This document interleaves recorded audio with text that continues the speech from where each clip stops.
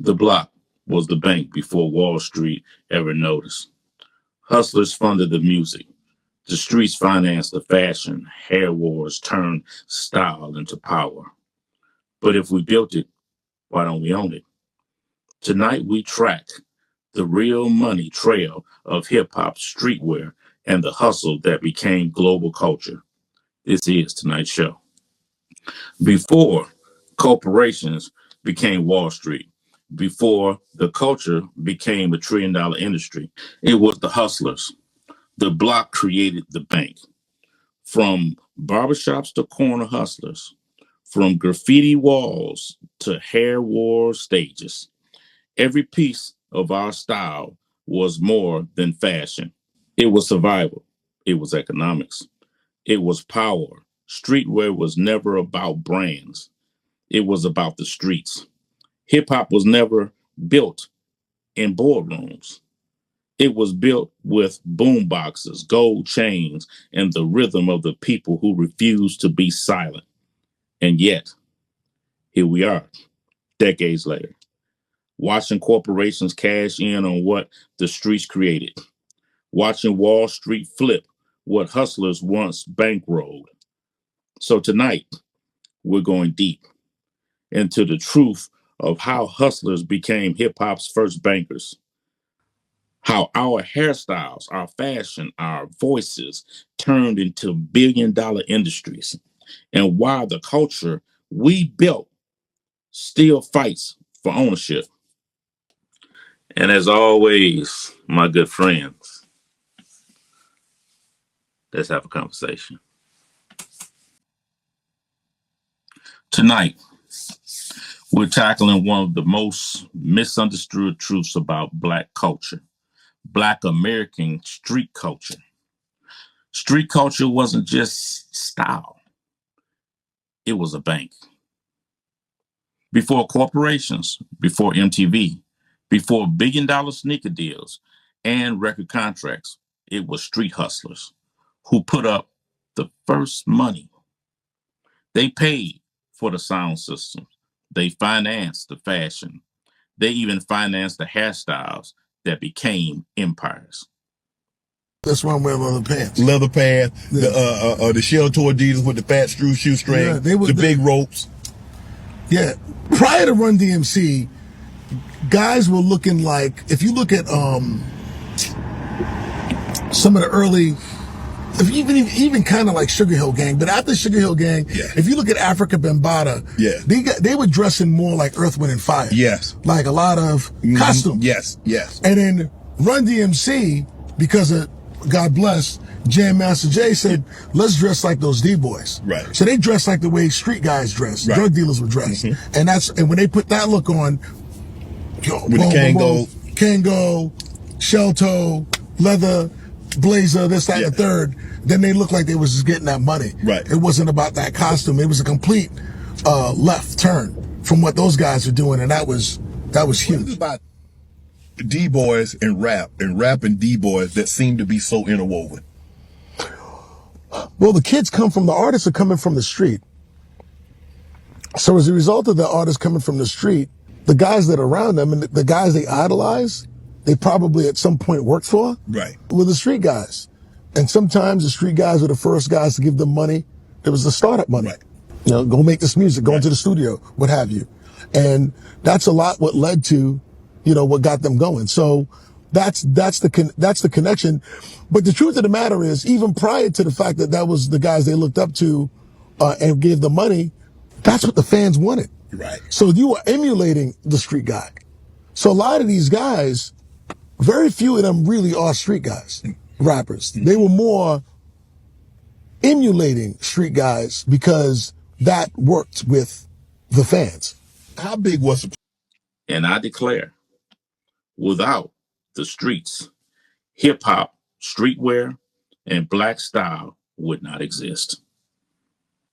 Now, let's speak about hip hop's first investors. The Bronx, 1970 to 1980. DJs like Kool Herc, Grandmaster Flash. Just want to know though, who paid for the sound systems? Who paid for the electricity hookups? Hustlers. When hip hop tried to break onto MTV, they said rap was a fad. Yet the music spread because hustlers bankrolled, DJs brought out shows and kept the culture alive. And you how And like might I, back in the day, like the dope dealer was the silent partner of the record company. You didn't even know who the fuck he was. You know what I'm saying? Right. It can be goddamn Decepticon dope. That's the label, goddamn it. He the quiet motherfucker. Like for real, he just boss the whole entrepreneur thought of that shit and the coolness that come with it. Cause Everybody wanted it. Everybody listen. and might I remind you that Wall Street didn't put a dime into hip hop in the beginning. The hustler was the venture capitalist of the hood. Now, this is often misunderstood. Streetwear is given the mythical identity of its genesis or its beginnings. But let me clarify something for you. Streetwear was hustler fashion. I gotta ask, where y'all get y'all style from? The streets. The streets. You made it And, fly. Yeah, we took the beat from the street and put it on TV. Took the beat from the street and put it on TV. So we didn't have outfits. The outfits was whatever we had on in the hood. And that's how it began. Harlem, 1980s, Dapper Dan. His custom Gucci, Fendi, Louis suits weren't worn by CEOs. They were worn by hustlers, street guys. On dandy, drug Hustlers dealers and their impact on dandyism. I know you're well versed in this because drug dealers kept your business alive. Yes. My business off, though. Yeah. They was the only ones who could afford it. Yeah. All right. Let's maybe talk about Frank Lucas specifically, and I know we've also talked about Bumpy Johnson. How do they impact dandyism to you? They still impacted. Yes. Every rapper you see, all the jewelry, all the gravitational pull towards luxury brands, the rappers, Alpo and all of them young rappers that are part of that generation, Jack Jackson, right? After Nicky Barnes came Jack Jackson. Jack Jackson used to be in my store all the time. He used to be in the store all the time, right? The rappers couldn't come in the store while he was there. But when he left, they would come in, especially Alpo and that whole crew, and ask me what did they buy. And they wanted to dress like that. So they were the key inspiration for how people wanted to dress. Absolutely. Until today. Yes. It's just that they Hustlers have made designers hot by being the first adapters with fast cash from Detroit to LA to Atlanta. Hustlers were the marketing machines. Let's let this be understood. That look evolved into Karl Kani, Fubu, Coogee, Sean John, Billionaire Boys Club, all seeded by the luxury remix that the hustlers embraced. But this fact should not be lost on you. Dapper Dan did not build his empire on Fifth Avenue. He built it on 125th Street with hustlers. Many more. Dapper Dan is hip-hop royalty. There has been a lot of rap lyrics written about me, but when hip-hop started, right, rappers didn't have any money. So all the rappers that used to come by the store, they couldn't afford to even buy what I had. The rappers like to be around the gangsters and like to look like the gangsters and dress like the gangsters. So eventually, as the rap music started to take off, the rappers started to make more money than the gangsters because all the gangsters was going to jail as rap music was exploding. Let's not forget the hair economy and hair wars. Understand, when hair became popular, our women, African American women, didn't have the jobs that women hold today. These different government programs wasn't around to provide the type of education for them that empowered them to be the powerful women they were today. A lot of them were homemakers. So this hair economy and the hair wars that began, this was beyond music and clothes. Hustlers financed the beauty economy. What up, though? This morning, we're going to talk about hair. Big hair, giant hair, fantastic, sculpted, artistic, braided hair. Senior consumer correspondent Hattie Kaufman went to Detroit, the city that might claim the title of big hair capital of the world. And You know, there are 14,000 licensed cosmetologists in the Motor City, outnumbering doctors or dentists. It's a huge business for African-American stylists who have made Detroit the black hair center of America. We visited an event called Fantasy Hair Wars. David Humphreys began the Hair Wars 10 years ago when he was a DJ in a nightclub and held contests for hairstyles at the club. Well, those contests became so popular that he had to move them out of the club to larger venues, and now you've got the show. Hair art. This is like my dedication to the 96 Olympics. These are the 5 rings here, and this is the flame behind it. Believe in putting on a show. Challenge 50 top hairstylists to let their imaginations run loose.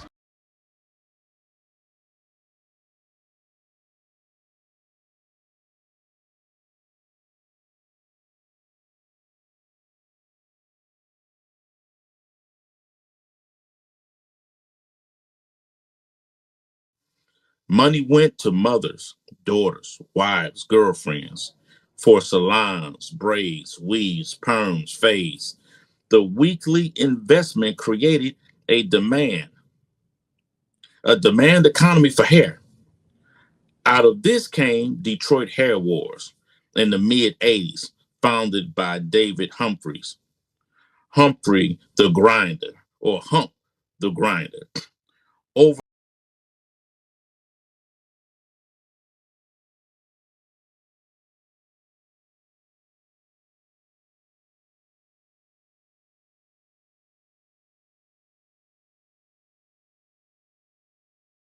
the Grinder. Over-the-top creative shows that turned hair into performance art. Atlanta soon became another hub of hair battles. Hustlers' dollars bankrolled these shows, stylists, and competitions, transforming hair into a billion-dollar global industry. These hair battles stretched from Detroit to Atlanta. Hustlers turned hairstyle into statements and into an empire, global empire. My premise is that the streets was the financial engine. Hustlers backed indie labels, stylists, managers, fashion designers. They put up cash when banks laughed at young Black entrepreneurs. Like Silicon Valley has venture capitalists, Black America had hustlers. They created proof of concept. Music sold, fashion sold, hair sold. Only then did corporations swoop in to scale. But oftentimes when you hear people talk, it to me is almost like blasphemy. And they don't understand the genesis and the beginnings of the culture. The streets were the seed money. Corporations only came in after the garden had already grown. It's important to remember the legacy and the global scale of what started on the street corner, the street block. Today, hip hop equals multi-million-dollar industries. Hairwear equals runway fashion. Black hairstyle, worldwide influence, from braids to fades to wigs. NBA stars, K-pop idols, soccer players, everyone copied the look. But the foundation, hustlers investing in the block. That's why it's wrong to separate street culture from Black culture. Street culture was the engine. The streets bankrolled what the world now identifies, and it made them cool. Now, in conclusion, I would like to end with a number of thoughts. This is a very passionate subject for me. And I just want to set the record straight, because you have a lot of people youngins from the new school that think they know a whole lot, and they wasn't around, but I was. And so many others from my other age and within my age range, but they may not be able to articulate the way that I am. But what I want you to keep in mind when you hear crazy stuff, like when they say street culture isn't Black culture, remember this. Without the streets, there's no hip hop. Without the streets, there's no streetwear. At least once a week, we told Kicks, and man, Jim Jones is under fire. Jim Jones recently got on IG and said sneaker culture started with drug dealers. Argue with your mama. We all then have the same story. We heard it a million times. Our drug dealing uncles and daddies was selling drugs 80s, 90s, and they was the ones getting fly and all the fly shit. The typical hood story. Especially as black people in the whole, most of our styles, and most of us when we get fresh, it comes from that era. Now, it's the part that he doubled down that may trigger the sneaker community and many more. He said, who made Nike and Reeboks flying before the Pumas and Adidas? I agree. Michael Jordan made them, but the drug dealers made me want to buy them. I can agree with that part too. Nowadays, most basketball sneakers are not fashionable anymore, while a lot of sneaker companies are losing right now. I can agree with that part too. This next part is what got me, because I am part of the weird dudes he's talking about. I be watching all these weird dudes doing sneaker shows and sneaker reviews, never had to hustle to get a pair. They don't know the risk to thrill factor. Without the grind, there's no global cool. The Hustlers were the first banks for any black entrepreneurs or anything that had to do concerning black business or any black concepts.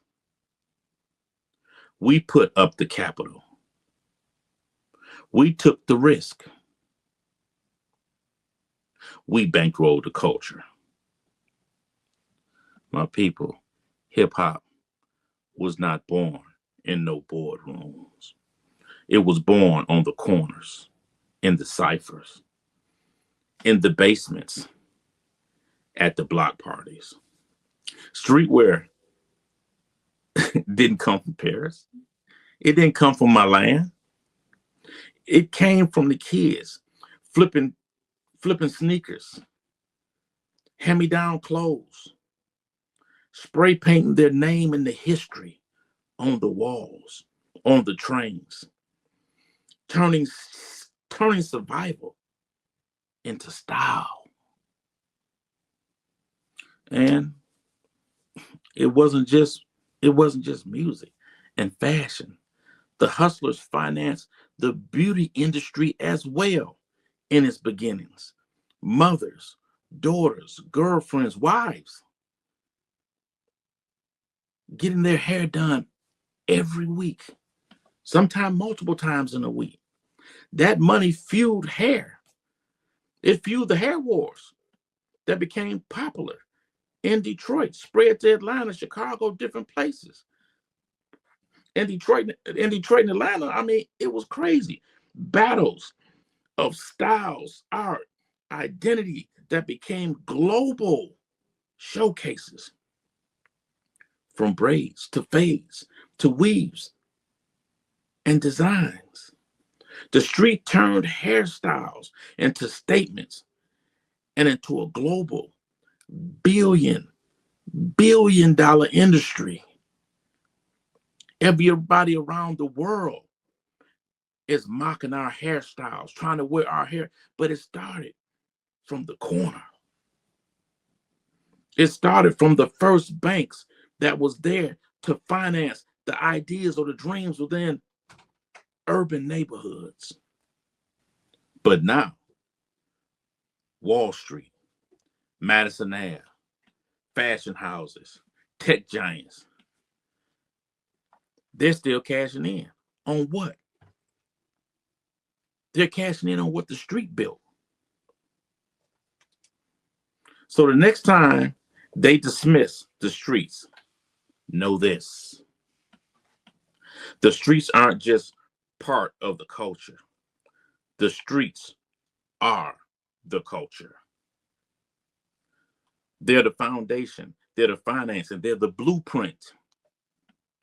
Without the streets, there's nothing to sell. Nothing to wear. Nothing to stream. All these streaming and stuff, y'all are making all that money. It's the street. Without the street, there's nothing to stream. There's nothing to steal for corporations. Nothing to style. Hustlers didn't just bankroll hip hop. They bankrolled black genius. They bankrolled global culture, from the beats to the threads to the hairstyles that shook up the world. And they're still bankrolling the future. Now, let's be real. The street hustler wasn't perfect. There were flaws. There were abuse of money, power, and respect. Some took more than what they gave. Oftentimes, they took more than what they gave. But never forget, the respect so many claim today was earned by a generation of hustlers before them, men and women who had the ghetto and the city in their hearts. That can't be mistaken. And what will never be discredited is that this is what the hustlers, the black entrepreneurs of the street who brought billions in commerce into the neighborhoods that America abandoned. America didn't fund the movement. The corporations didn't save these streets. They left us to die. But the hustler built, invested, and turned survival into an engine of global culture. And today, we claim it. I claim it. Hip hop, streetwear, the style, the sound, the hustle itself. It is a Black American culture. And now it is world culture. Hip hop, in my estimation, is the greatest global cultural force of our generation. What do I mean by that? I mean that hip hop has changed the way that we walk, the way we talk, the way we dress, the way we dance, the way we move, the way we love, the way we fuck, the way we commune. No other genre has ever done that. So when you see television commercials and you hear them using the vernacular that was created by the culture and the artists, hip hop is huge like that. So if that is the foundational belief, and I'm pretty sure that all of us in this room believe that, if that is the foundational belief that you had this seismic shift in culture, do I think it's been honored to the degree that it should? Absolutely not. Absolutely Culture. not. And I will say. And once again, I'll reiterate, the street hustler had flaws. The street hustler had many, many flaws. But don't get it twisted. We built what America refused to fund. We brought billions into the ghettos, turned survival into style, and transformed it into a global force. That's not just hip hop. That's Black American culture. And now it's world culture.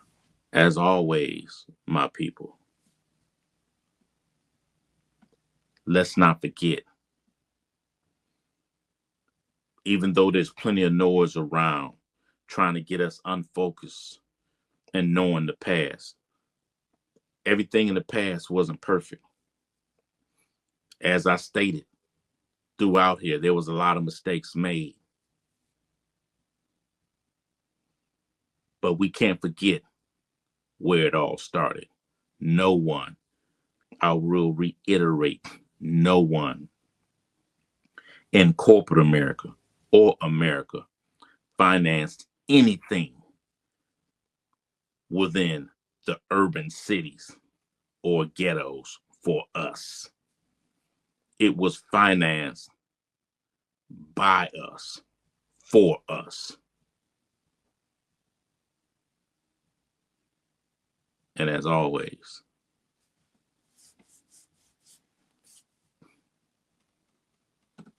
we got next. Deuces.